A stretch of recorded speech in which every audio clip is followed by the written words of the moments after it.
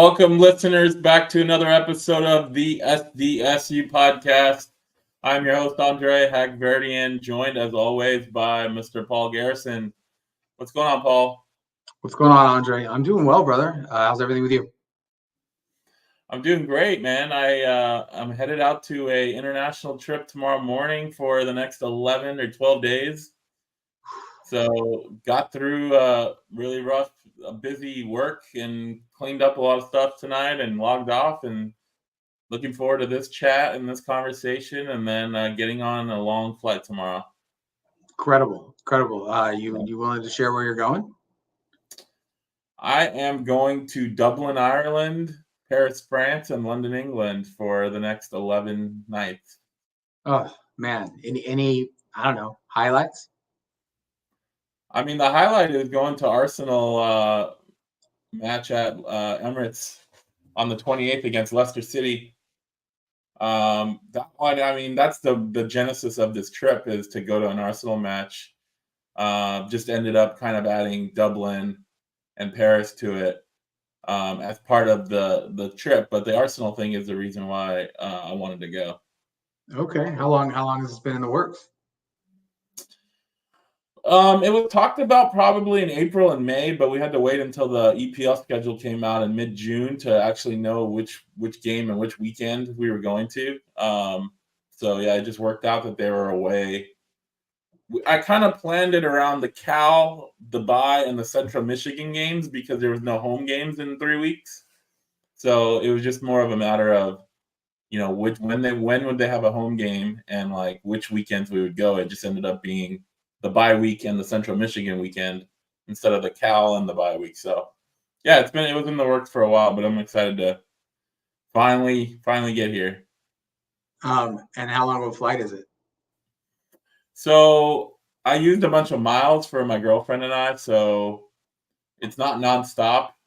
So we're going to Dallas for a 3-hour flight, and then it's like I think a 7 or 8 hour flight to Dublin. Wow, that sounds incredible. I appreciate you taking a little time to talk Aztec football with us, man. Yeah. It's been pretty uneventful around San Diego State the last week or so. You think we have any topics to fill the time? I think we can find one or two. One or two. I mean, how we talked about the Pac-12 a lot last year. Yeah. Because it was talked about for so long, and it was as something that was just out there floating around. Obviously, things didn't work out, and then suddenly, I think it was Wednesday night, and suddenly there's a report that comes out, and by 6 a.m. the next day, it's official. Like, that was quick. And it didn't give us enough time to really talk about it or speculate about it, right. Because it went from a report to done deal and so quick. You made it to the press conference with J.D. Wicker and President De La Torre the next morning. Right. You've written several articles about it already. But what was the feeling like being there? I mean, J.D. Wicker got pretty emotional.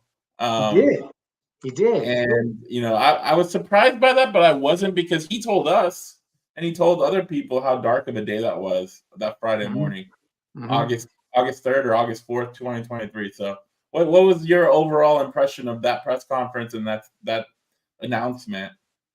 Well, I mean, I was planning already, because of what he had told us on the podcast, to ask that question about like his emotions to the lead up.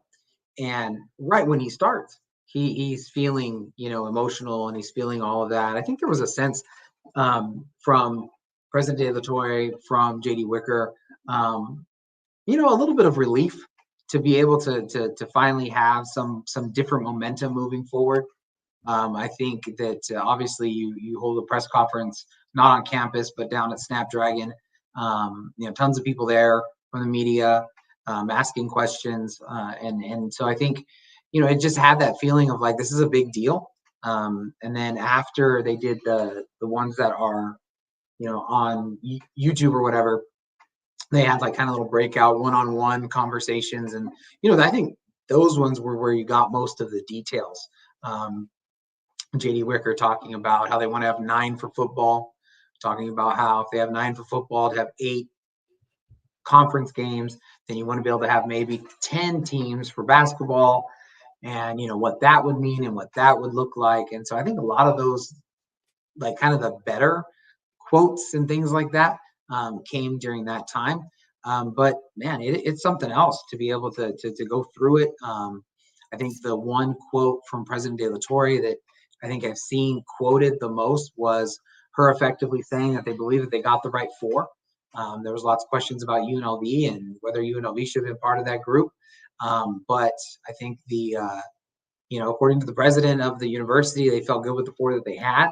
And I think that, moving into, kind of the next phase of this will be incredibly interesting, and we should definitely talk about it as we move forward. Shout out to PJ Bianco, who's one of our stellar photographers at EDT. So PJ, he asked, how did they keep this news so quiet? I don't even know. I think it worked. It happened so quickly that I don't know if there was enough time to keep it quiet, right? I think the Mountain, it sounds like the Mountain West and Pac-2 scheduling thing that came and went on September 1st without a extension for next year, kind of not rushed, but kind of precipitated these four teams from becoming a little bit more active and involved in negotiations with those Pac-2 teams. Obviously, there was probably still a few days and maybe a week of hush-hush, but it also sounds like it happened really quickly, and there was really not a lot of opportunity for guys to necessarily keep it quiet, per se.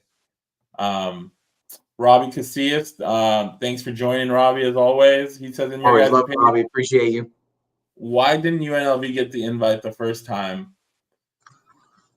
This is our speculation, but there's several reports out there on social media that it was a UNLV in Nevada kind of package deal, according to what the Regents of Nevada Regents, and the Pac-2 or the Pac-12 didn't necessarily want Nevada, and therefore they didn't get UNLV. I haven't heard that definitively, but that was one theory floated out there. Anything on that end, Paul, that you know of or think about? Sure. This is a football move. Yeah. This is about football. Does anyone expect UNLV, after they lose their coach this offseason, to be good in football? I mean, they just haven't been for a very, very long time. And you look at, I thought Bronco Mendenhall, the head coach at New Mexico, I thought he said it perfectly. He said, this is about football. And he goes, with the exception of Air Force, the three teams that have been the best the last, dozen years in the Mountain West, it has been those three schools, Fresno State, and he said, with all due respect to Colorado State. So I would say it kind of came down to, number one, if there is any political stuff that they were talking about, it's not too late to change that. But I think, UNLV only feels like it should be included because they have a similar profile to the teams that did get included. But the flip side of it is I'm not really sure there's anything like horribly egregious to leaving them out. You look at, Las Vegas as a city, great city, but like they can still host all the stuff that the Mountain West hosts there. They can still do all of those things without having a home team to worry about giving an unfair advantage to. You look at all the teams that are coming into Las Vegas, all the professional teams. I think that UNLV and trying to like capture that market, I think is going to be really, really difficult. So I don't think the Rebels would be a bad choice by any means.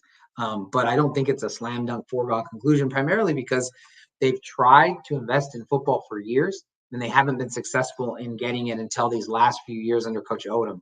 And, he's going to be on the hot list for everybody. And if they're able to retain him through some, great thing, then awesome. But you can always pivot back to them. And it keeps, I think, your options open to be able to see if Tulane and Memphis, what happens with the ACC. It allows you to keep those options open. Yeah, it's funny about Vegas. I was just in Vegas for like 30 hours for a quick Saturday night birthday party, and you kind of forget how many pro teams are there now. Yeah. You've got the Raiders, you got the Aces, you've got The A's are coming, right? But you have the Golden Knights. Yep. There's so much more like professional sports in the area than there were 5 years ago. Right. It is pretty wild to think. I mean, it's funny because you're right. UNLV hasn't been good, but they've been good. They're ranked. They're I think 24th now in the country Yep. after two impressive road wins. Um, but it's hard to say. I mean, you look at San Diego State, and they were 4-8 last year, and they're 1-2 this year. But it's the track record before, more last year. But you think, I mean, Boise's obviously good, Fresno's obviously good. But I think UNLV still has a shot, as they talk about adding more teams, as you mentioned earlier. You would think if there's another team that's at the top of the list from the remaining Mountain West teams, it'd be UNLV because of the basketball, the market, and things like that. But it's really as quickly as this happened. I think it's going to be pretty quick to see who gets added. Whether it's going to be now or whether it's going to be in a couple months. They don't necessarily have to add teams until the end of 2020, end of next season, Right.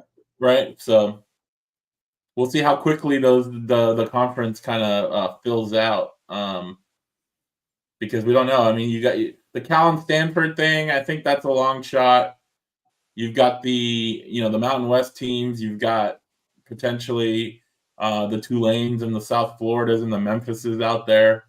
So there's a lot of options out there, and we'll see, which direction this goes.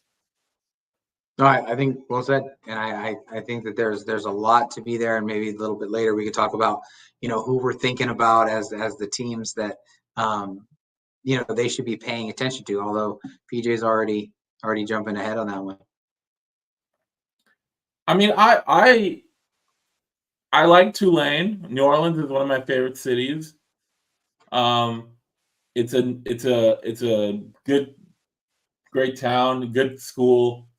It adds a layer of dimension to different part of the country that you get to play in. You get to potentially recruit in an Right. area that San Diego State's never really recruited in much. It's near Texas, so it's not that distant from where they have in the past. So I like Tulane as a choice. I think Memphis is also a great choice from the football and basketball perspective. And then the Gonzaga elephant out there, right? Is what do you do with them? Do you add a basketball only school? How does that fit in? Does that work? I mean, I think it does. But Gonzaga has a nice little thing worked out with the West Coast Conference, and so I think you need to make them an offer that they're going to jump on quickly if you're going to get them. Yeah, I mean, I think Tulane and UNLV are kind of pretty similar in some regards. Both have great cities. Both have cities that if you're a fan of San Diego State, you would want to travel to. If you're a media member, San Diego State, you want to travel to, and you're going to enjoy all of that. They have had some more recent success than UNLV, and they've had the success up at the national level with some of the group of fives. But going back to Robbie's question, they're expecting. JD Wicker said when we talked about after the press conference that he's expecting they're going to try to get that automatic status back, which would be great. But he says he's assuming that they're still going to be whatever they're going to call it, a group of six, whatever that is. So by taking the 4 top programs in the Mountain West, 3 definitely for sure of the football programs, right? You have basically put the Pac-12 above in the pecking order. You've put it above the Mountain West. Well, who's the only one that could rival potentially the Pac-12? And that's going to be the AAC. And if you're able to take Tulane as opposed to taking UNLV, or say it another way, if you take UNLV, and yes, they're the ranked team and all those kinds of things, but in terms of the long run, in terms of all the things that are going to be happening, you don't diminish the Mountain West very much more by taking UNLV. But if you take a Tulane, if you take a UTSA, if you take a Memphis, if you take these teams that are from that area, you dilute the AAC, the American Conference, and you bring up the Mountain West. And so I think that Tulane would be a better choice, not necessarily because of the merits of like, the schools or even the cities. Yes, they've had more recent success than UNLV, but UNLV is starting to get into that conversation. Even potential, if you look at it, UNLV, you look at all of those things, they got a lot of things in their favor. They got big money donors, things of that nature. So it's not that UNLV is a bad pick, but it's just you could conceivably take out your closest people, right? Your closest competitors in the moves that you make. And you're almost building kind of a group of 5 super conference. The AAC president talked about maybe having a group of 5 playoff, to which all the schools that are in the Pac-12, was like, no, that's not what we're doing. We can, if we're still in the regular playoff, then we can talk about something after or something like that. But no, we want to play at the highest level. And in some ways, the Pac-12 is kind of shaping up potentially to kind of be a playoff of the G5, but have everybody in all one conference.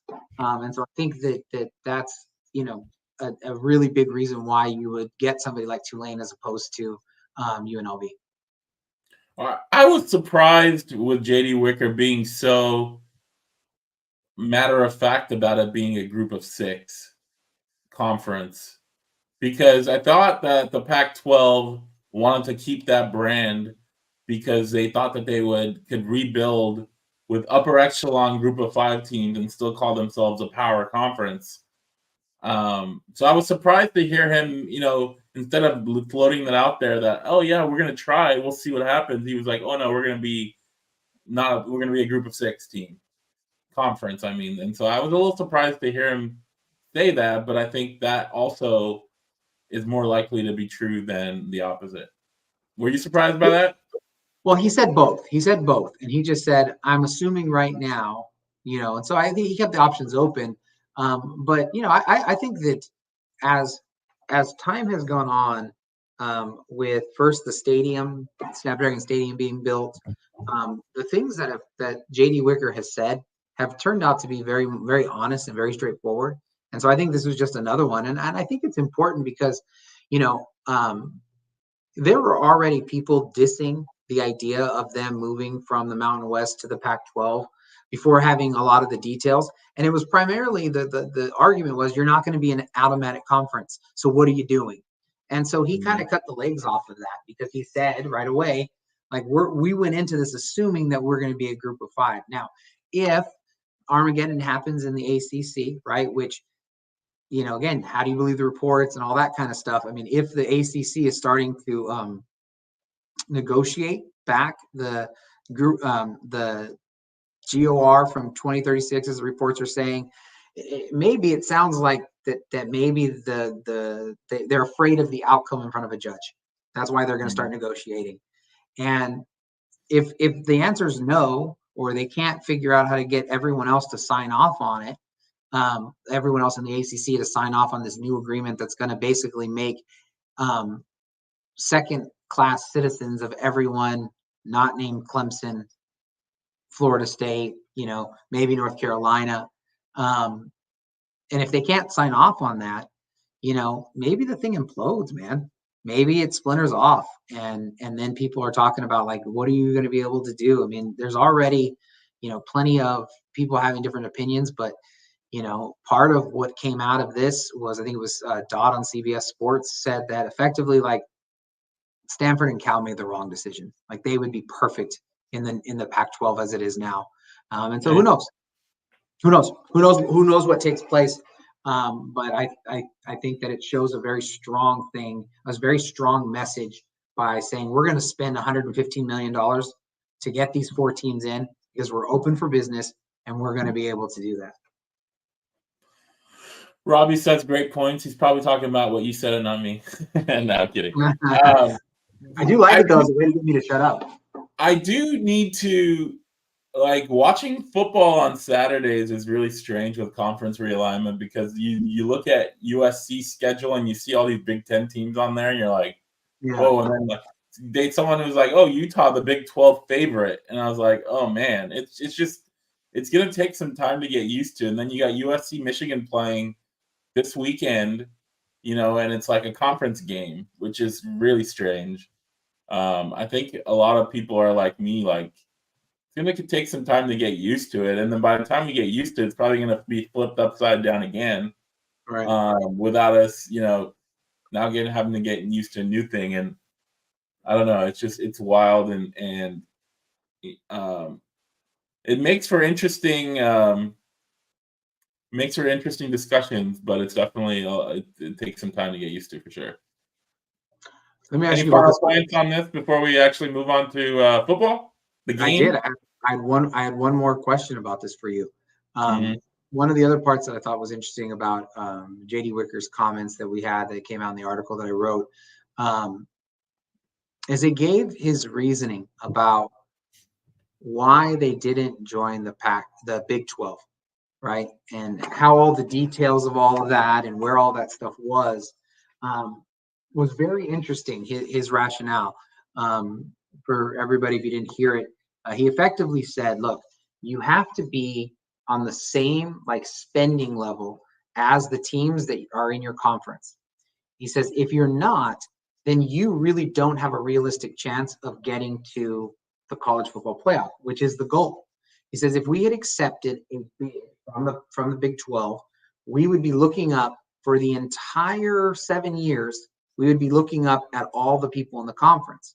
And he said, for people who say you should just do it so you have a spot at the table and then maybe in a decade something can happen. He's like, look, if you're hundreds of millions of dollars behind in the arms race of it, you never catch up with the people that you play every year, right? It's a difference between it saying like, well, they're still not going to catch up in the Pac-12. Yeah, but they're not playing those schools every single year, week in and week out. And so I think that rationale makes a lot of sense. And I think it also, going back to what you said about him being, upfront, um, about there being a group of five, is or them being in the group of six, excuse me, is he believes that being in the Pac-12 gives San Diego State greater access to the playoff than they would in any other conference. So what do you make of that kind of argument? And then do you buy the rationale? I do. I mean, you have to go back and look at when Big 12 would have potentially offered half a share. San Diego State was fully entrenched in becoming a Pac-12 member at a full share. Right. So why would you entertain the half share idea at that time? And then once that Pac-12 implodes, Big 12 is off the table, because the reason it imploded is because Big 12 added Pac-12 teams. And so now no longer they don't want San Diego State anymore. So like hindsight, I said this last week on the show, like hindsight is 2020. Like knowing the information that was at hand at that time, I think it was the right decision. That was a very, very political. This is the presidential political season. So you did a great job of not answering the question I asked. I'm going to ask it again. The question I asked JD Wicker was, is the deal that you're going to get with the Pac-12 right now, is that Mhm. deal going to be better than the one that you turned down from the Big 12? And what You he mean said, dollar wise? that's what I was asking. And he Mm, said that the Big 12 is going to probably be bigger, mm. potentially. Even at half a share. Right. But But when you take into travel, you take into access to the things, the Pac-12 deal now is still going to be better than what they would have had then. I buy it. Yeah. Right. And particularly, I think you might have even mentioned it in your article. It depends on how much of a gap we're talking about. If it's 20 million, then no. If it's 4 million, Right. then yeah, I buy that rationale. And I'm thinking it's more on the 4 million side than it is Yep. the 20 million side, Yep. right? Like how Yep. we don't know what the Pac-12 deal is going to be, but it's going to be more than the 6 million they get from the Mountain West. That's for sure. Right? Is it going to be 15 million a year, 20 million? And then what's half a share of the Big 12? Is that 20 million total? Right? And so, yeah, and I like the argument about it. You have a better chance at a full share in this new Pac-12, even if it's a little less money per year, of making the playoff, because you're at a more level playing field competition wise with the teams in your conference than you are if you're at a Big 12 with a half a share for, you said 7 years or something like that. So I buy the argument. It's rational. It's well thought out. It's easy for him to say that now because that's the situation he's in. Sure, But I do think sure. he believes that too. Yeah, no, I like the answer. I, in some regards, have kind of given up on like any ideas that I need to form an opinion on it. And I'd rather Mhm. just kind of present what was said. But I thought that I think I walked away on Thursday understanding what it was that why they made the decision that they made. And that was really the goal of all of those questions was just to be able to get that out. And then finally, my last comment on this, unless we get other questions about it. I asked him. The Thursday happened to also be my father's birthday. I told JD that, and for my dad was an alumni, and for a lot of old school alumni, getting into the Pac-12 was like the holy grail. And I asked him, I said, there's some people who are kind of like saying, hey, if whatever you get in the Pac-12, it's basically just like a reconfigured your Mountain West. Is it any good? It's not the teams that used to be there. And I thought that his response was really good. He said, man, some people got to wake up and see the worst in things. We're going to make this as good as we possibly can. And I thought that was a great response. And I think, you look at, if there's anybody who is like not sure whether or not this is like a step up for San Diego State, um, go on social media and look at the fans of Tulane. Look at the fans of Memphis, who many of them are like, if you get a chance to go, you better go. The beat writers who are in Memphis saying they called this a lifeline in an article that they wrote today. It's not a lifeboat. They said it's not, maybe not the shiny lifeboat that you thought was coming to your rescue, but you know what? You don't let other people in your conference get on that lifeboat before you. And look at the way it's being covered and the way it's being talked about nationally in the middle of a season. It is the story in college football right now. Yeah. It's a big deal. The Pac-12 holds cachet, and it just does. It is probably still, if you were to go around the world and you were to say name a college football conference, it's still going to be one of the top ones that anybody knows about and can name off the top of their heads. And it's a big deal that San Diego State's projected to be there. Yeah, I mean, we could talk about this for hours, but we do have a game to talk about. Yeah. And we have a special guest coming up in about 10 to 12 minutes. So, Cal, you went out there. Don DeMars is out there. Dennis Ryan is out there. We had a full contingent on from EVT. How was the atmosphere and the experience of going to a new stadium for the first time for you? Well, I mean, the first thing is, if you haven't been up there, you should. This is not my first time up in Berkeley, but it's the first time that I was in the press box at Berkeley. And all I can say is, if Snapdragon Stadium was situated on a hill like Berkeley's was, there would be complaining about having to walk uphill to get to the game. It is a steep walk to get up there, man. So that was the first thing. And I'm just carrying my computer. Don was carrying all of his equipment, on the way up there. Beautiful, beautiful campus. Obviously, as you're walking up the hill, there's the lab that Oppenheimer created, and there's all these there's just a lot of that history, and obviously huge trees, and there's wooded parts and things like that. So it's beautiful. Late arriving crowd, but it did fill in pretty nicely. I think it's really cool how they have the student section at the 50-yard line, right behind the section behind the behind the visitors bench. So I'm not sure I've ever seen two 15-yard penalties called on the fans before.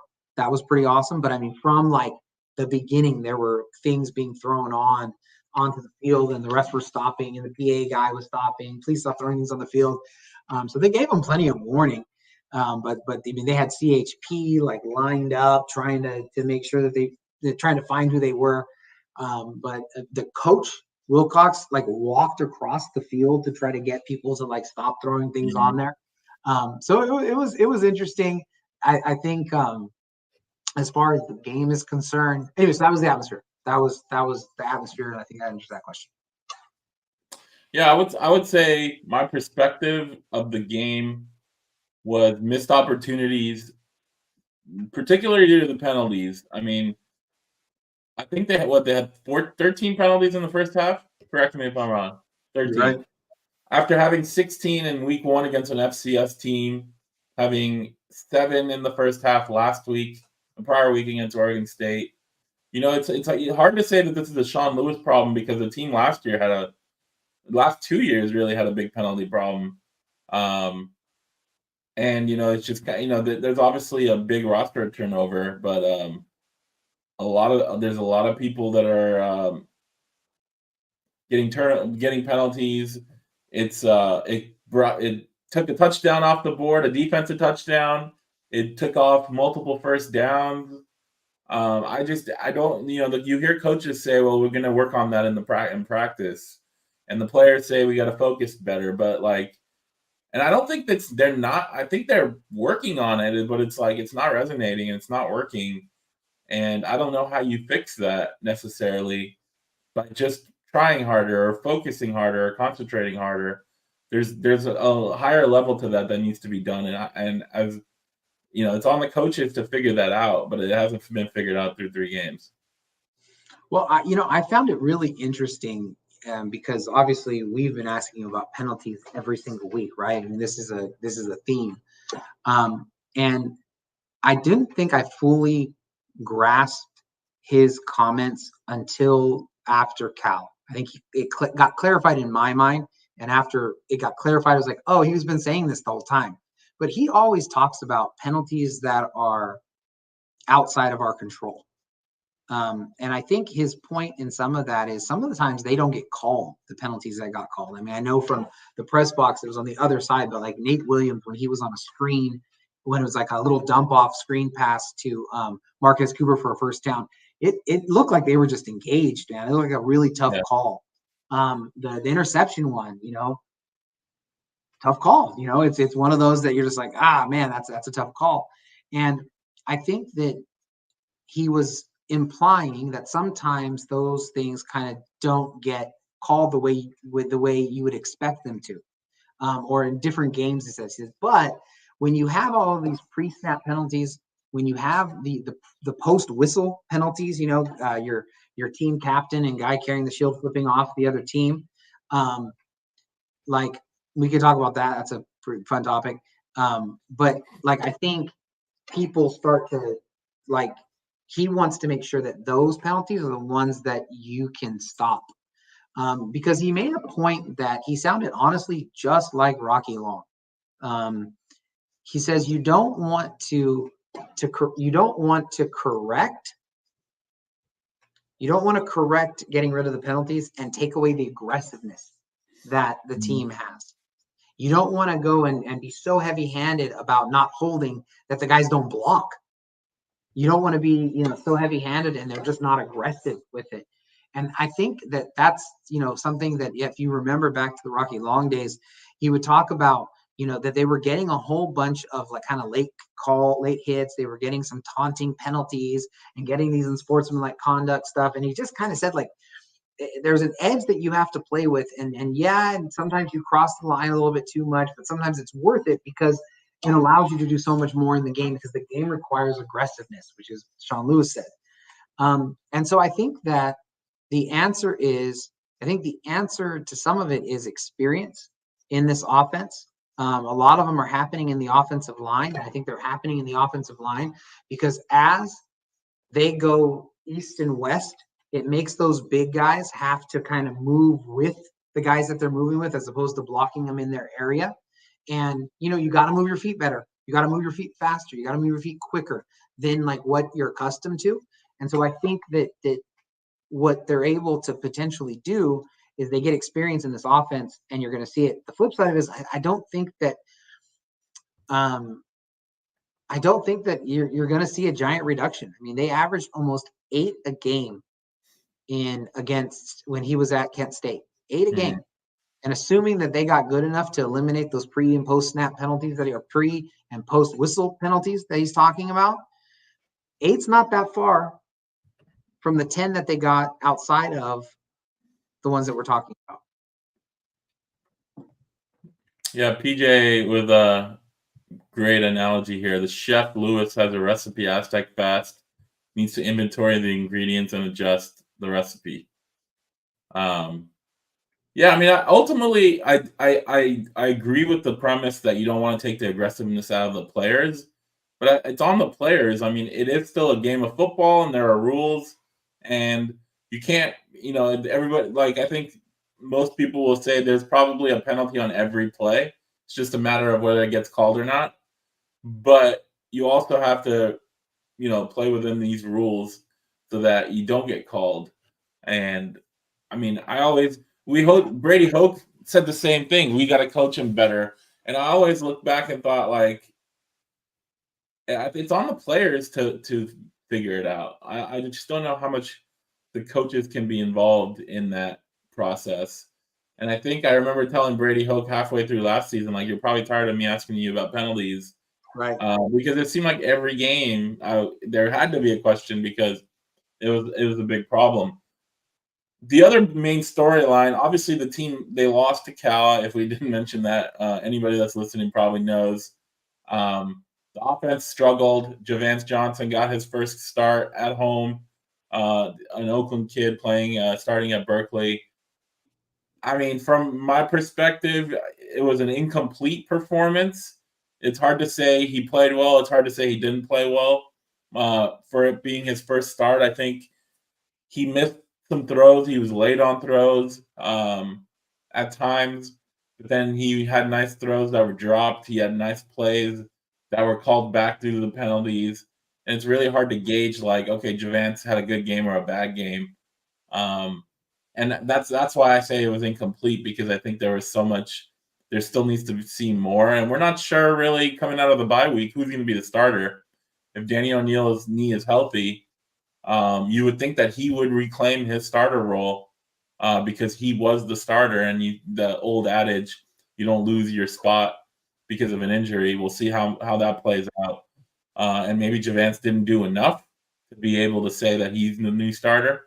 But yeah, I thought that was interesting. You want to kind of give me your thoughts on that before we bring our guest in? If our guest is here, you want to bring him on, and we can pick up the QB stuff. I mean, yeah, it's a pretty big time QB in his own right.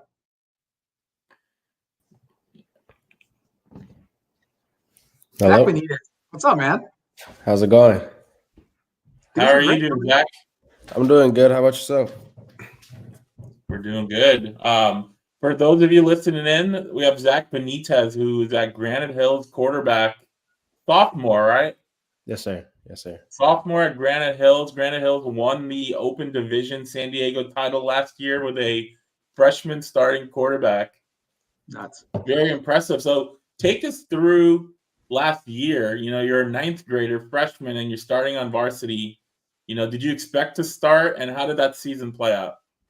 I mean, like, preseason practices, I've earned like the respect from the coaches, not only the coaches but the players. So I've kind of earned that spot going into the season, and it was kind of a lot of pressure on me, especially the season before they won state. So it was a lot in my hands, but the coaches trusted me, so that gave me like a lot of confidence in my game. So I was able to execute and get a good connection. So kind of carried on throughout the season. We won it all in open division. Unfortunately, it fell off short, but we're going for it this year. How was it like playing at Snapdragon Stadium? It was wonderful. I mean, the atmosphere was nice, and then we had I think 10,000 to 15,000 fans out there, so it was really loud.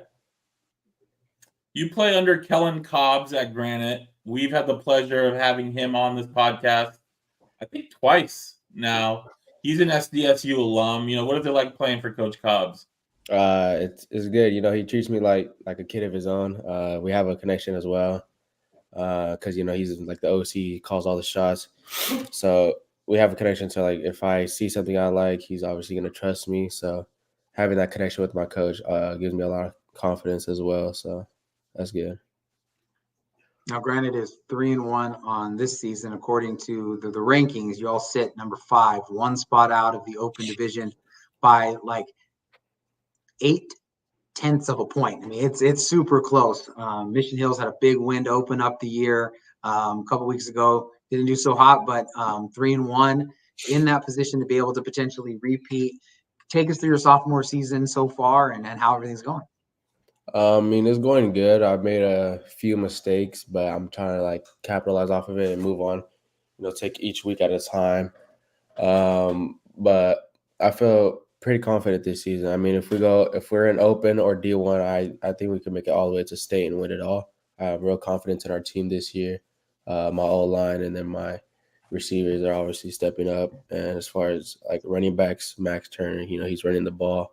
So I'm real confident this season. Hopefully take it all the way. Love it, love it, love it. So for everybody who's listening, completely a funny coincidence.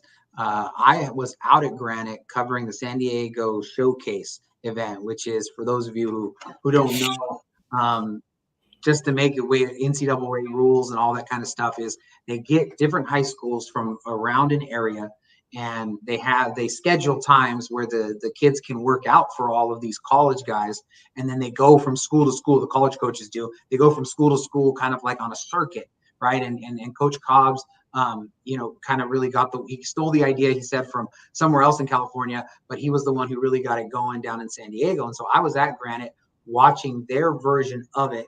And I wanted to introduce myself to Zac. And I said, hey, Zac, I'm Paul Garrison, East Coach Times. I cover San Diego State. I've been talking with your coach. They said an offer was coming close. If they offer you something, I'd love to like talk to you about it and stuff like that. And he goes, they just offered me. And I think I might have been like the first person outside of Mike Schmidt and Demetrius Sumler and obviously Zac to know that it had happened. Like we were a little all right there again. But, after all that event's done, you go home. You are now have reached that goal at such a young age. You're still only a freshman at that time, that you are going to be a scholarship athlete in college. What was that like for your family, your friends, the rest of the day at school, et cetera? I mean, obviously I'm grateful for, SDSU to see something in me, especially at a young age.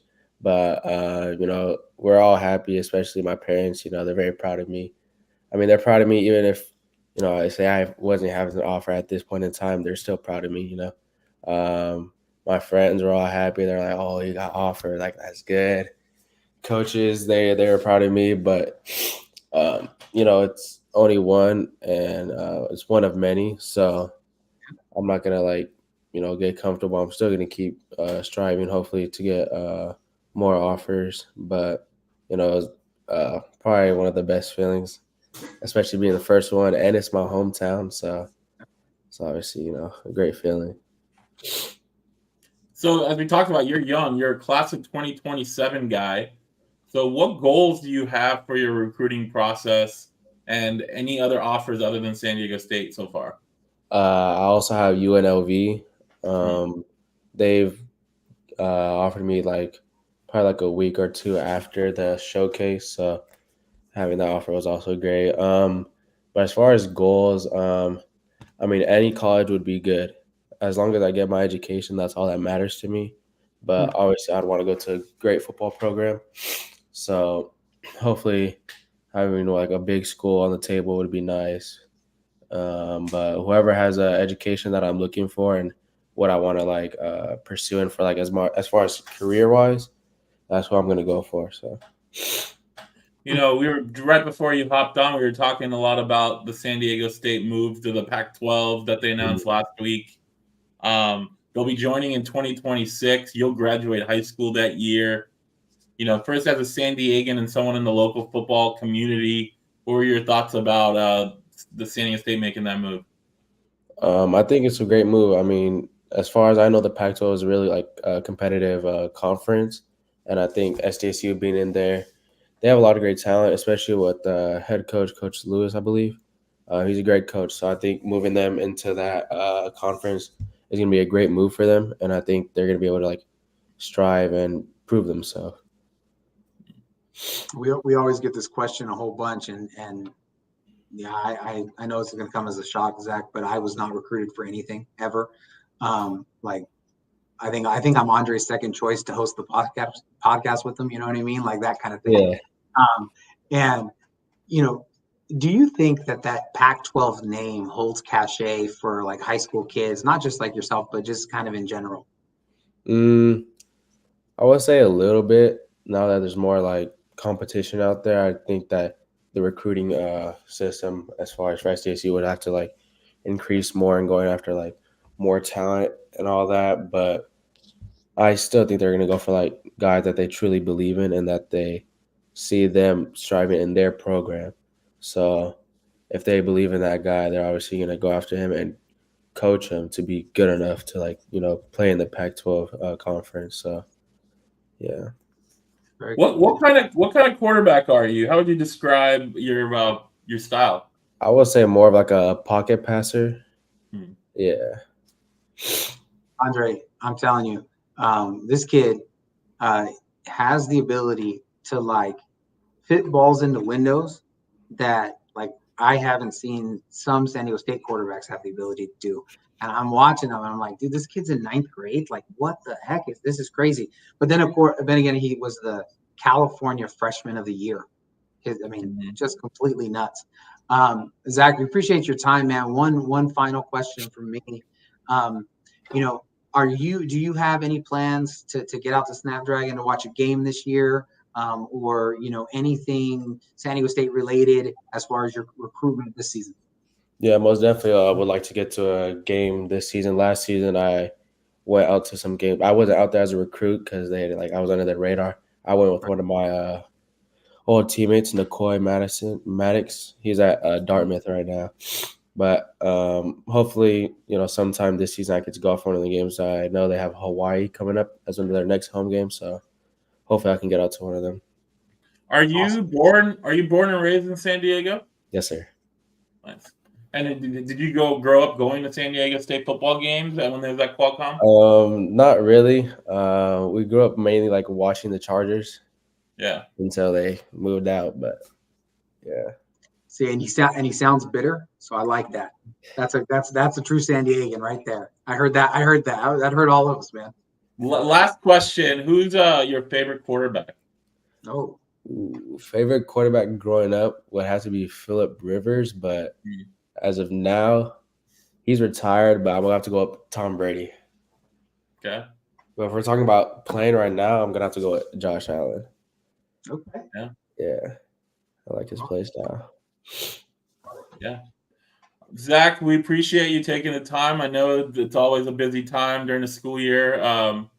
Keep up with the good work. Hopefully we'll see Granite Hills make it as far as they did last year and farther, as you mentioned, all over the state. So we appreciate you taking the time, and then good luck to you this season. Thank you. Have a good night. You as well. All right, that was Zac Benitez. It's hard to imagine that this guy's in 10th grade. I always love. He's like, well, growing up, I'm like, bro, you're in 10th grade. Yeah. Like you're growing up, man. Yeah. No, he's an electric quarterback for sure, and I think San Diego State was smart to make a move quick because guys like that, like they remember who the first team to offer them, whether it's a hometown team or not. And as other teams come into play, you always remember who kind of that first team was for sure. My story with that is I went to a coach's clinic that San Diego State put out, and I was sitting next to Coach Cobbs, and he was telling me that like he was thinking like San Diego State should be this kid's first offer, but they have a rule that they have to see him throw in person first. And as Coach Cobbs left, he walked out of the room with Matt Johnson, the QB coach at San Diego State, and they were chatting it up, whatever it was. And then sure enough, there's the offer the next time through. And so I thought it was just an interesting part of all of this. I would not be surprised to see this kid have a lot more offers than what they have. And I think, then the like, higher levels and all those bigger schools and all that stuff, I think that will be there for him. But I think that San Diego State should have a shot because, that would be in year 3 would be his, senior year. And so what Sean Lewis's offense is and, what that guy has developed at, I think, is there. But I thought it was interesting, he thinks the Pac-12 does have a little bit of cachet, a little bit of things for them, but he says that it's gonna matter, maybe not as much. He says because I think he already understands that San Diego State recruits guys that they believe in, regardless of where their rankings are and all of that kind of stuff. We should go to some Granite Hills game this year when I get back from my trip. Bet, I'm in. All right. Getting back to the Cal performance, Fernando. Welcome, Fernando. Thanks for the question. Did you see a drop off from O'Neal to Johnson? No, I did not. I did think that as the game wore on, Javance had some bad habits. His feet stopped getting set. He started throwing more off his back foot. He started just using his arm as opposed to his whole body. But it's hard to say like a drop off only because Danny O'Neal's had maybe like 1.5 quarters of really good play. He didn't look great in the first half against Texas A&M Commerce. The offense was very listless against Oregon State, and the offense looked at least competitive. Like you kind of have to shoot yourself in the foot. Sorry, you have to actually be able to do some things that are positive in order to shoot yourself in the foot. Like even though they were committing penalties, they were like on first down and they just wouldn't come close to it. And like, we were talking about Nate Williams and that screen that they ran to Marcus Cooper. Well, that was 2 plays after Jude Wolfe had gotten a holding penalty that had pushed them to 3rd and 17. And he was able to deliver a really nice pass for 10 yards on 3rd down to get it to 4th and 7. And if they didn't get that holding call, they would have recovered the time that they would have recovered that. The first opening field goal, there was a illegal man downfield that wiped off a 20-yard gain that looked it was like a great play. And they were able to overcome it and get a first down and get into field goal range to lead to that opening score and that 3-0 lead. So I think the offense actually looked better. And I am tempted to write an article on it. I don't know that I'm going to, so I'll spill the beans here in this intimate gathering of friends. In my estimation, by how Oregon State and Cal they need to have the quarterback who is the most explosive runner be the guy who's the quarterback. What Oregon State and what Cal did is they were content to allow Marquez Cooper's biggest runs to be 5-6 yards. They had 6 in the box, and they were content to play 2 high safety, preventing any deep ball, which is why Lewis Brown, the fourth, has kind of been silent on those deep balls. And they were content to when the run happens to then crash with their safeties. And if San Diego State blocks it really well, to be able to stop them at 6 yards. That's what they're content to do. The way you counter that in the offense that San Diego State has is you do a read option. So the defensive end on the side that you're doing the read on, if he doesn't stay home with the QB, then you run and you get a big gain. And now that safety is going one-on-one with a 220-pound Javance Johnson. If the defensive end stays with the QB, then you hand it off, and now you have numbers in a way that is really good and really important. So I think that because of the way that teams are, and we'll see if Central Michigan does the same thing, if they feel like they have the athletes to do the same thing. I think that the best runner should be the guy that they are able to go to. And I think that that's clearly Javance Johnson.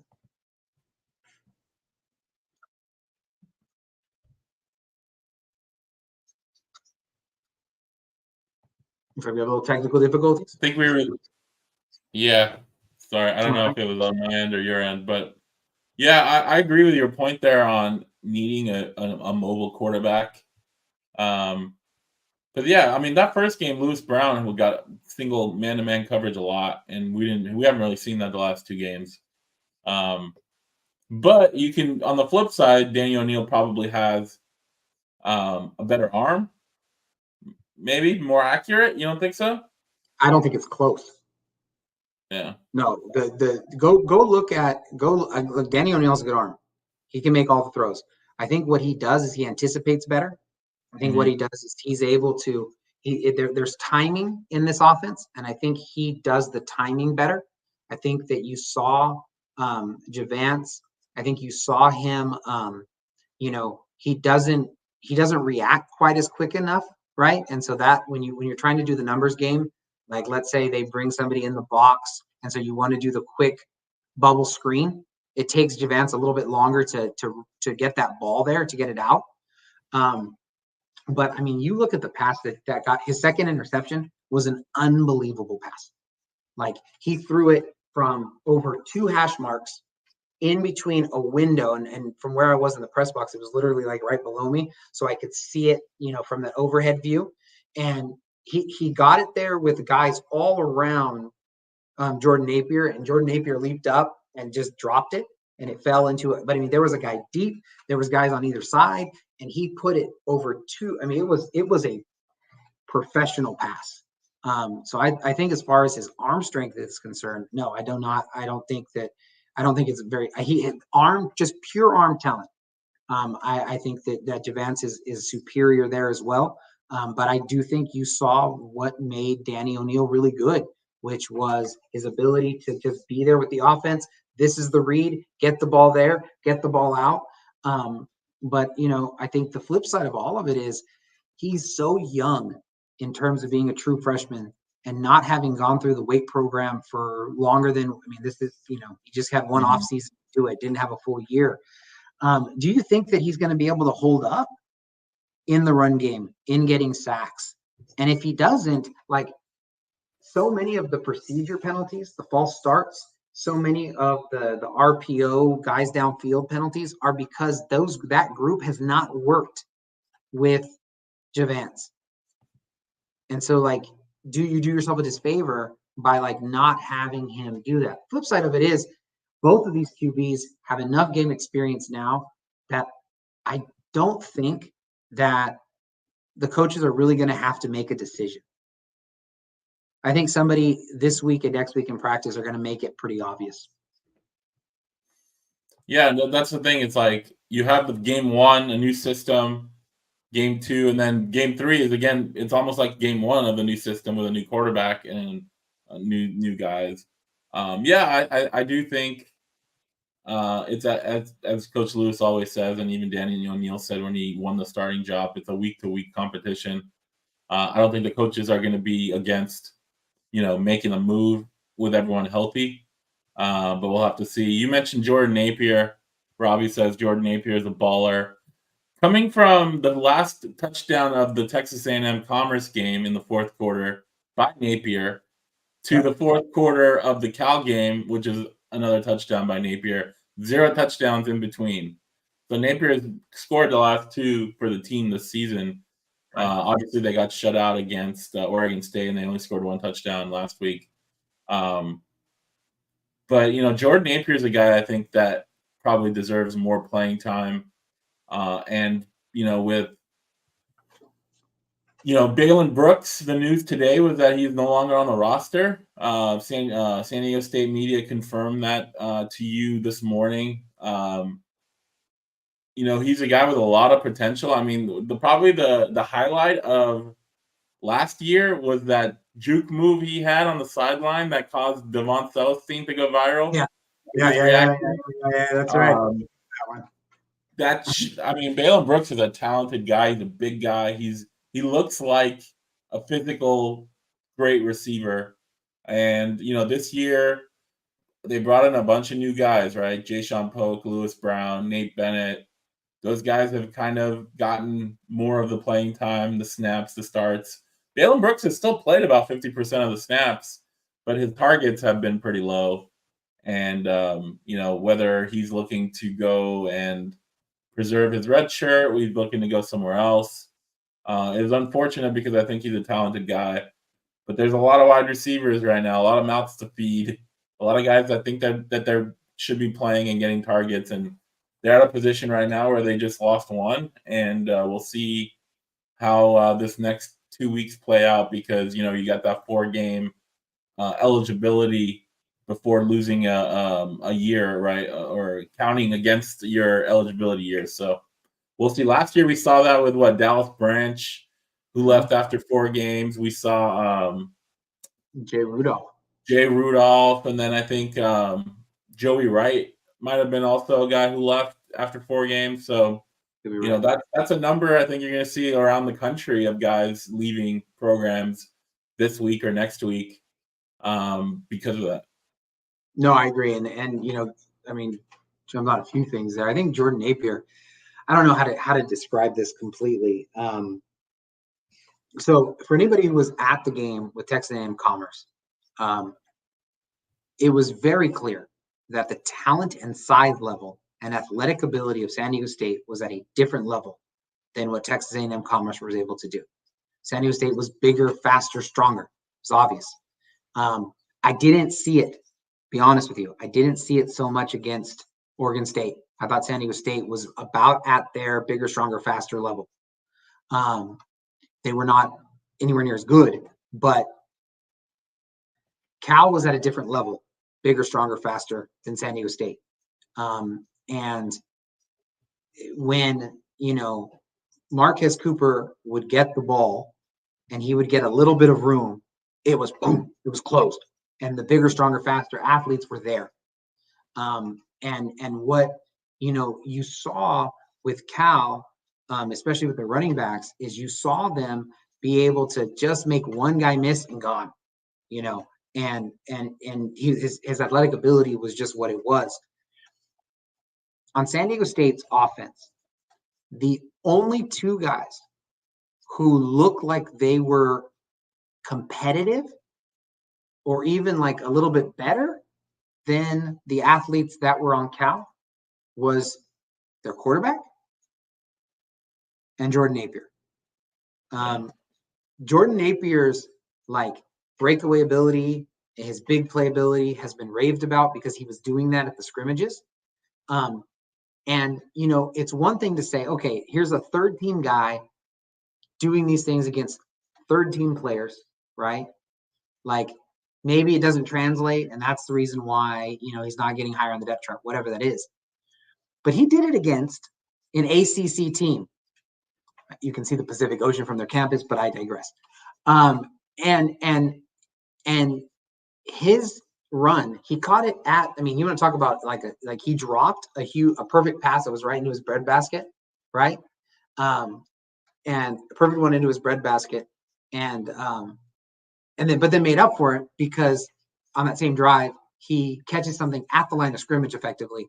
And he follows his blocks perfectly, makes the guy miss, stiff arms a guy off of him, then sidesteps him, and then gets into the end zone. And the Braden Bryant is the guy who tackled him into the end zone. He was fooling even his offensive lineman, on that play.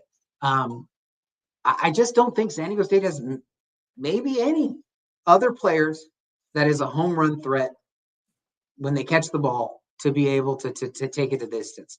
And I just think that you got to figure out a way to get that guy on the field. If you don't feel like, if you feel like a guy like Jayshawn Polk, who has been above him on the depth chart, is so valuable that you got to keep him, then maybe you got to move him to Lewis Brown's spot and move Lewis Brown over to the vacated spot where Balaam Brooks was. I will say that maybe the play of the game in terms of the most difficulty next to Napier's play was Nate Bennett, the wide receiver. He caught the pass was high, and he did what you need to do when you have a first-time starter. He made a play. The ball got there, but it was a little bit high, and then he got nailed, held onto the ball. It was targeting, and he still was able to get the first down plus the 15 to get in there. And so trying to figure out, can you get all 3 of those guys on the field at the same time? That was a 4th down play, right? It was a 4th down play at that. Yeah, it was clutch. It was a really great play by Nate Bennett. the kind of play that a guy who is really big, who maybe doesn't have the greatest top end speed, like has got to make his living on. So I thought that was good. Johnny, SD Sports Fam. Ooh, I'm so glad you brought that up, Johnny. He says, "Are you surprised with the use of Wolf in the passing game? 7 receptions for 50 yards." We heard all about offseason about how Jude Wolf is going to show, the reason why he was a top recruit. But 50 yards is not a big number. What were you going to say? You were anxious. No, I was going to say when I said there was 2 guys, there were 3. Jude Wolf was the other one. I was talking about this with a friend of mine. Jude Wolf, his athleticism, his belonging in that kind of athletic contest was super clear. He made a catch on a drag route where the ball was not delivered perfectly, and he went down and caught it and didn't even have to give up his feet. No, he looked like he belonged. He looked like he belonged for sure. And again, it's just trying to figure out who are your playmakers, who are the guys, because San Diego State, as much as their offense, and I'm the one who wrote, that so far Aztec Fast has just been a clever name. They've done what they've wanted to do in terms of getting the ball to their guys in space. They just haven't done anything with it until Napier. And the question is can you continue to do that? I mean, some of the center screens that they had for Wolf, they also had one for Michael Harrison to get first downs. Really, really good plays. They're really hard to defend because of the way that they can throw a variety of screens, different kind of fakes in there. And so Jude Wolf really looked like he belonged, and I think it's a really encouraging sign for the Aztecs.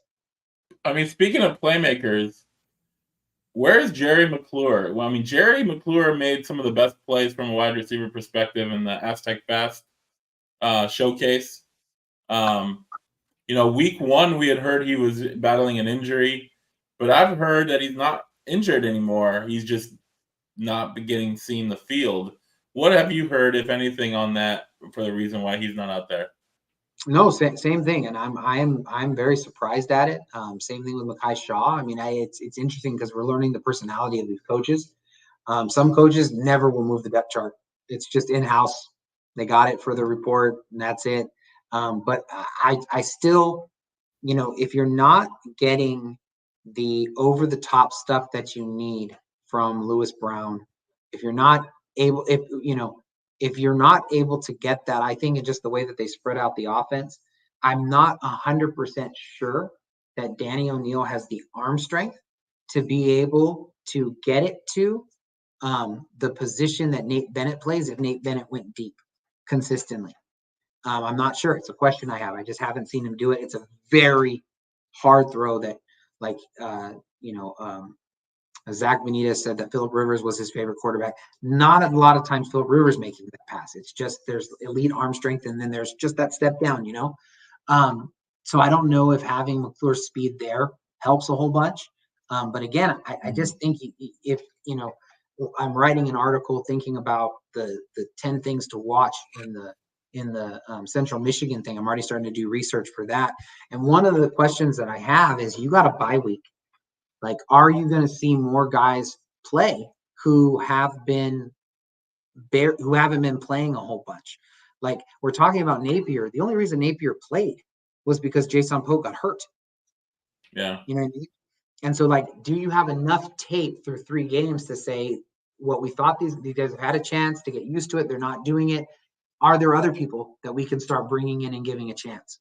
And I think that McClure should be that guy. He's still listed as the or with Nate Bennett, but as you say, he hasn't had the opportunity. But he produced. He produced. And the other question that I would have in that regard is, from the very beginning of camp, and from the very beginning back in whatever that was in for spring, they always had the starters working with AJ Duffy and Danny O'Neil. Would it make sense to bring in a guy like McClure? Because who was throwing McClure all those good passes? By and large, not always, but by and large, it was Javance. And so you wonder if there's going to be some of that chemistry that he's going to have with some of those other receivers. But maybe with the Balen Brooks, his opportunities there. all I can say is, as far as physically gifted receivers, he, along with Jordan Napier, are probably the top two. Lewis Brown probably Yeah. would have an argument there. We've spent a lot of time talking about the offense, and frankly, the offense hasn't been very good. Defense has been pretty good for the most part, especially at the first beginning of the games. And they started off well. Trey White, Tana Latuli. Latuli had his pick 6 taken away, which is unfortunate, as we talked about the penalties. They got a lot of pressure on the quarterback. I think they had 6 sacks. Yeah. Trey White had 2.5. They're doing some of the things that the defense didn't do last year, creating pressure, creating turnovers. They're getting worn down because they're on the field a lot. I really like what I'm seeing from the edge guys for the most part. They're giving up a lot of rushing yards still, and that's whether that's the middle of the defense up front has been maybe trying to find their way. But there are positive steps there. It's just a matter of it's no different than what we talked about the last 2 years, right? A poor offense causing the defense to be on the field a long time, get worn down, and then eventually the offense of the other team picks it up and runs away with it. So you were there. What did you make of the defensive performance early in the game and then late in the game? Well, I mean, I think if you have given up 200 plus rushing yards 2 games in a row, I think that's a scary proposition for this team. And I honestly think that that's something that we thought going into the season was going to be a problem. Clearly, we saw them give up scores of yards in the scrimmages, the Aztec Fast showcase, and also in the spring game, or the same one. Anyway, the 2 scrimmages that happened, and that's continued. Now, I would say that the yards and the ways that they gave up to Oregon State, who pounded the ball and had all of those carries, you're kind of okay with giving up 200. I think the part where you go and you say, man, this is where it kind of is scary, is I don't think Cal had any business getting 200 yards. They came in not able to run the ball at all. If I'm San Diego State and I'm looking at the thing that I need to fix, both Oregon State and Cal had lots of success attacking the edge defender in the run game. It is, every defense has inflection points, has points where whoever wins at those critical areas will be the ones that can win. In the 3-3-5, it was the warrior safety, and it was always that field warrior safety. And if that guy could cover and be okay, the defense could be really good. If it was a Trenton Thompson or Tariq Thompson, but if it wasn't, it was a harder move to make. That was the inflection point. That's not in the 4-2-5. In the 4-2-5, they've been solid in that slot area, but the inflection point is the edge rusher, because in the 3-3-5, you would have 3 down linemen, and then you'd have a Sam there. And the way that with the way it would work, it made it easier to be able to not have like one guy be the linchpin in the run game. So what teams have been doing is they have been like pulling a tight end along the line and having that guy kind of trap the edge guy, and they've been running right behind that guy. Oregon State, on their second touchdown, it was on a 4th down, they were able to attack the edge, and the guy wasn't able to hold the edge. It's the inflection point. So I think the thing that they're going to need to fix this week is how those guys have to continue to be strong in the pass game, but not give so much up in the run game. They did have a big run up the middle, but you look at the defense, and they had one really long drive. If I'm remembering right, the rest of them, were big long runs that then they were able to finish because they didn't hold them to 3. And I think that San Diego State's one of the top teams in the country statistically and sacks. If you go and you say, okay, well, the athletes that are in the SEC at Auburn are really good, and San Diego State can't do the same things that they're doing. Well, they had about the same amount of QB hurries in terms of like the total, right? But Auburn had 2 sacks. San Diego State had 6. They went from 5 in the first 2 games to 11. If you know, it was impressive what they did.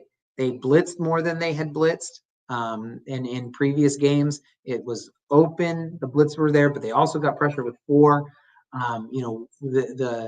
They brought in a big formation with 2 tight ends, and San Diego matched with their bigger guys, and they got a long run. But then they tried to do that same play that Oregon State scored a touchdown on, where the tight end kind of goes off of a play action. They got a sack on that too. One of their defensive tackles got in. So, I think there's a lot of positive there, but you got to stop the run, man. And that is why, if you go and you on paper you say this is why you don't play the 4-2-5, it's because you can't stop the run. Now that used to be the same issue with the 3-3-5, but they figured out how to make that an elite run stopping defense, and they're going to need to figure out how to do that again, because Central Michigan has been trying to be pass heavy. It hasn't been incredibly successful for them, but when Jim McElwain's when his offenses have been really good at Central Michigan, it's because they had a big time runner. He had a runner who led the country in rushing yards. And I think they're going to come out and they're going to try to test to make sure to see if they can get 200 yards rushing, just like the last 2 teams have had. Yeah, that game time was announced as a 12:30 local San Diego time game, 3:30 in Michigan. Obviously, that is the following week. The team has a bye this week. Coach Lewis talked about how they're going to have some extra time to fix some of what ails the team, and then the staff is going to be out on the recruiting trail this weekend, all over the map. So it'll be interesting. You're going to make it out to Central Michigan.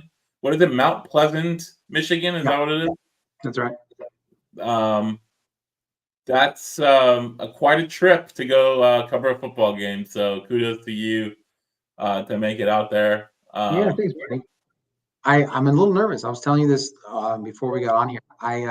Don DeMars, if you get a chance, by the way, our good buddy Don is not making the trip, and he's not making the trip because he has like an inside scoop with the Blue Angels, and so he's going to be doing what he should be doing, and so look for his stuff on his socials. Don DeMars Photography. I mean, look for it. It's really good stuff. But I get to do the recap and the photos. And then, find some time in there on the plane ride back to get the analysis article out. But I'm always nervous to do that last part. But yeah, looking forward to it. I mean, what a great privilege to be able to go and do that. Fernando has a question. With no Aztec on the preseason all-conference team, who is a candidate to get that honor? I'll give you 2 names. I think Trey White, we talked about, is there. The sacks, the turnovers, the overall great play. And then Chris Johnson, he's the highest ranked rated player on the defense from PFF. One of the top corners in the country, no? One of the top corners in the country, yeah. So you would think that those 2 guys have an inside track 3 games into the season. But yeah, I mean, I can not having anyone on the preseason. And then Marquez Cooper on the offensive side. All of the options. Oh, I gave you 3. You can find. I know you said you were going to do 2. Marquez Cooper was one of my 2. I did 2 on defense. You did. No, I agree with Marquez Cooper. I think that is a very good call. Dark horse is Jordan Napier. He has 2 touchdowns. Has explosive plays, right? As an honorable mention kind of guy, if he can, especially if he can get some opportunities to return kicks. And then I think Tana Latui. I think you got to mention him as somebody who is there as a possibility. And I think a dark horse on the defensive side is going to be a guy like Eric Butler. He's playing with a club. Funniest thing, it's like they make a big stop and he's gonna signal that they didn't make it and it's 4th down. So he holds up his club as opposed to, and I'm just cracking up. He doesn't use the hand that he has use of, but he's out there making plays and he's doing it with one hand. And he's fast and he's physical. And it's like, man, can he get his hands on the ball when he actually has 2 hands to use? So whenever that will be. I believe the cast is supposed to come off this week. and Okay. then move into a brace or a splint. I believe that's what I was told 2 weeks ago. So,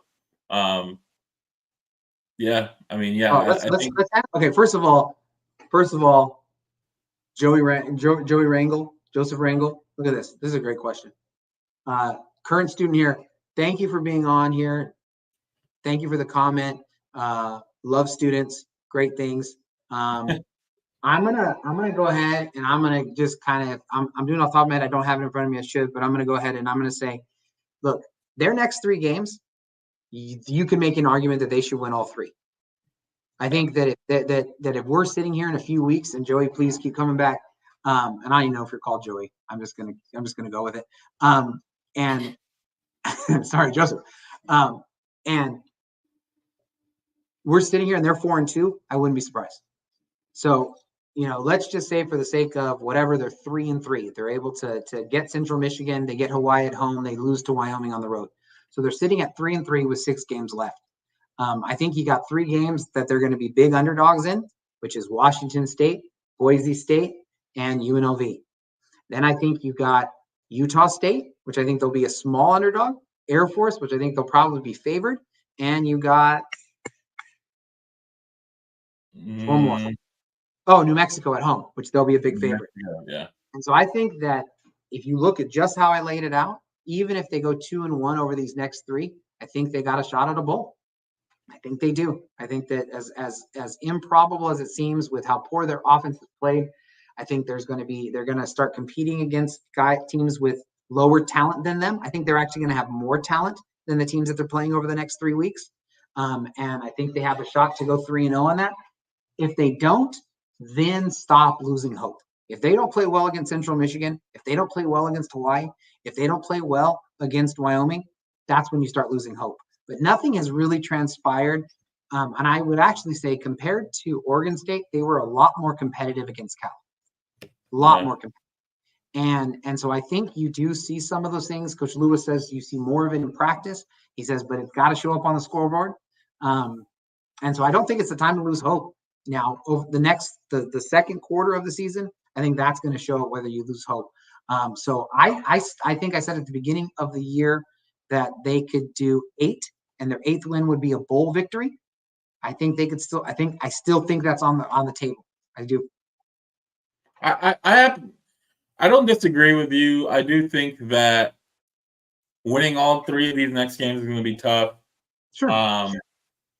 We don't know how some of the other teams are going to play out. I had said they were going to be 7-5. So actually, same record as you regular season. Right. I'm probably leaning towards more of a 5-7 finish this season, unless we see a drastic turnaround offensively. But yeah, I mean, as you said, 7-5 is still in the realm of possibility, considering the schedule and considering the talent they have. This is their first bye week. A lot of teams, a lot of good coaches have their teams come out of bye weeks looking like a different team, meaning looking better, improved. And so this Central Michigan game, it's a road game with a long travel. It's going to be a tough game, regardless of who the competition level. But I think it's going to say a lot about the coaching staff and the players and the talent level, how they play against Central Michigan, and then a quick turnaround, come back, play Hawaii at home. So we'll see. But as you said, these next three games are all winnable. Every game is winnable, but these 3 games are more winnable than others. So yeah, we'll know a lot about how this team's going to finish out the season. Joseph says, "Hot, thanks guys. Been really committed to seeing how this team can evolve and keeping up with what others say. Oregon State game was especially frustrating because of how close we kept it for so long." Yeah, I'm curious, Joseph, what year you are as a student, if this is your freshman year, or if you've been at San Diego State multiple years. What makes them sound young? I mean, if you're a freshman or a senior, you're still young to us, right? No, I know, but the way you said it, you were like, I didn't know why you started there. But yeah, that game was very frustrating. I think obviously the turnover was a big deal, and then I think the game changes on that. But going into the season, I think most people had that this game, they 1-2. I don't think people are really surprised about that. And I think that when I went into the season, I think I went into it saying that I thought they'd beat Oregon State, and they would lose to Wyoming. And I think that Wyoming lost to Idaho State at home. I beg your pardon, just Idaho, University of Idaho at home. They're reeling. Shout out to Bernie Wilson. Shout out right there. Bernie Wilson, bro. And Hawaii just went on the road to Sam Houston State. They got drubbed there. Central Michigan, they went on the road the last 2 weeks.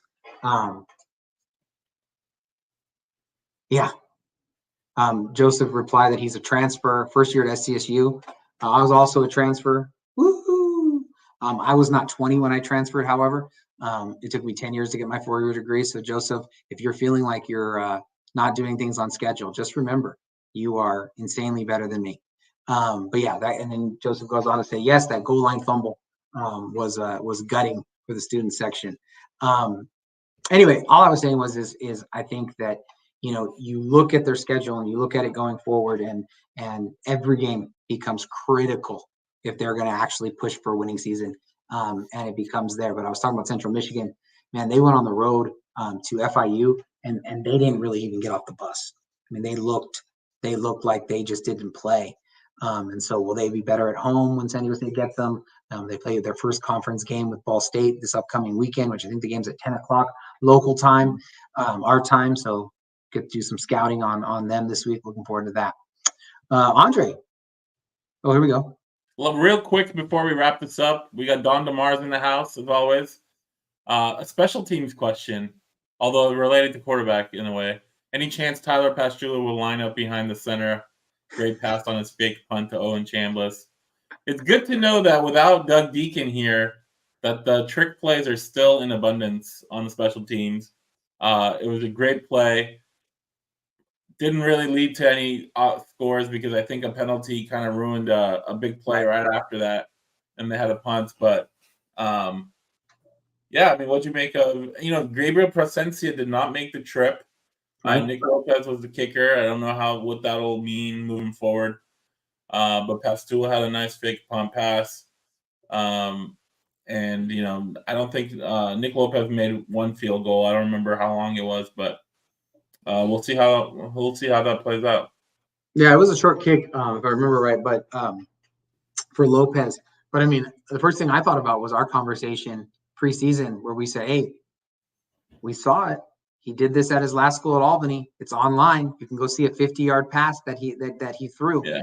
We let everybody know that this was in the repertoire. We're not allowed to tell plays and things like that if we ever see any at practice, but nor do we want to, of course. But man, I tell you, he did brag about his arm in an article that I did. He said, "Go look it up. You can find it." And so I was able to see that. But it was a great call. I mean, and it was the funniest thing because you're trying when you're doing a recap, and Andre is so much better at doing recaps than I am. But you're trying to type in things, and some of the places where you can like kind of catch up a little bit on what you wanted to do from the action that you saw is on special teams. And so like I'm kind of keeping a half eye on Pastula, and I see that he's going to go pass, and that he passes it, and my eyes have to shift to my right, and I'm like, is he throwing to the linebacker? Yeah. I don't know how many I've ever seen of those. I was like, what? Like, if you're going to design a play, like you're going to see it to a backup tight end. No, he's throwing it to the starting linebacker. And I don't even think the throw was perfect. I thought Chambliss went and made a play. And so it just speaks to his athleticism and things like that. Well, that's the thing about college, about how you have guys who are the same number on offense and defense. Like, my first reaction was, did he just throw to Danny O'Neal? I didn't think he was dressed, because it's Danny O'Neal's number. Right. And then I was like, wait, no, there's another number 5. Oh, Owen Chambliss. And I was like, but he's the linebacker. I was like, right. it was a weird sight to see. Yeah. But yeah, but I do think it does make them to be a harder scout. Don, no. I think that if Pastula has to get under center, number one, make sure you catch the picture, because that would be something for him to be able to break out for his grandkids. But San Diego State would be in trouble. Which my last thought of the night, Andre, thought it's been a great episode. Appreciate you doing this right before you're about to go on your trip in just a couple of hours. But I do want to mention, which I did in my article, but just in this as much of a public forum as we can, because you're talking about quarterbacks. Kyle Crum was the first Aztec out on the field, and he was out there throwing extra passes and reps to Lewis Brown the fourth first, and then to Nate Bennett second.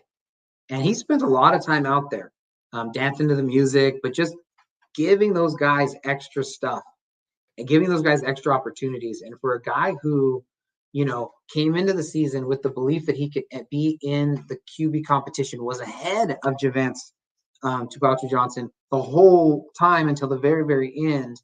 And then to not be in that mix, but then to be out there with his teammates, talking, having that, I think it's just a really positive thing that a kid's able to do. And unless you're there, you don't see it. I would have missed it, because obviously they're not showing warm-ups. But he was out there. He was out there doing his thing. He was being the kind of person and teammate that we've known Kyle to be from the very first episode of this podcast.